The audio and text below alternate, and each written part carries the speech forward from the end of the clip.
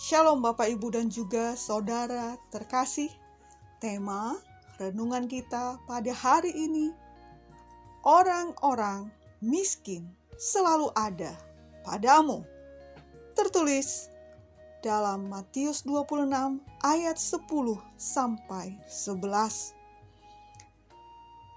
Yesus mengetahui pikiran mereka lalu berkata, "Mengapa kamu menyusahkan perempuan ini? Ia telah melakukan suatu perbuatan yang baik padaku. Sebab orang-orang miskin selalu ada padamu, tetapi aku tidak akan selalu bersama kamu." Saya sangat tidak suka melihat orang yang demi meraih maksud-maksud tertentu dengan ancik-ancik atau berpijakan pada isu kemiskinan, mereka membawa data dan seolah-olah peduli dengan orang-orang miskin dan ingin mengentaskannya dari jurang kemiskinan. Namun, setelah maksudnya tersampaikan, mereka lupakan saja, dan yang miskin tetaplah miskin atau bahkan semakin miskin, karena mereka justru lebih kejam dari yang sebelumnya. Orang-orang yang mengkritik perbuatan seorang perempuan kepada Yesus sesungguhnya tidak sungguh-sungguh peduli dengan orang miskin itu. Mereka hanya kesal karena minyak yang begitu mahal hanya dibuang sia-sia. Mereka mulai berhitung, jika minyak itu dijual akan mendapatkan begitu banyak uang daripada sekedar dicurahkan di kepala Yesus.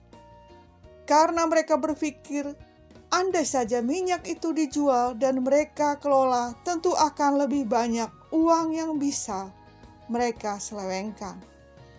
Memikirkan orang miskin hanyalah alasan belaka, karena justru merekalah yang sering menyusahkan orang-orang yang susah itu.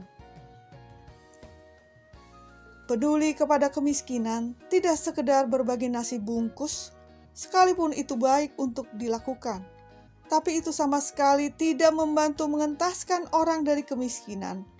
Mereka hanya memberi sedikit waktu untuk orang miskin itu terbebas dari lapar, namun besok hari mereka kembali lapar. Mereka tidak sekedar butuh ikan, tapi juga butuh pancing untuk mereka bisa mencari ikan sendiri. Zaman dahulu orang Jawa banyak ditransmigrasikan keluar pulau untuk mengembangkan pertanian di sana dengan anggaran yang terbatas. Cukup nggak cukup, ya segini. Dan ketika tanah yang diolah tidak sesuai dengan tanah pertanian di Jawa, lalu mereka gagal panen sementara anggaran terbatas segitu, maka petani itu tidak punya modal lagi untuk mencoba bercocok tanam. Akhirnya mereka jual semua fasilitas untuk sekadar bertahan hidup, dan akhirnya mereka jatuh miskin di negeri orang. Semakin sengsara. Mengapa niat membantu tidak diiringi tekad sampai sukses? Kenapa hanya sekedar menjalankan program, dan ketika program berjalan mereka puas? Masa bodoh soal sukses atau tidak orang-orang yang mereka bantu?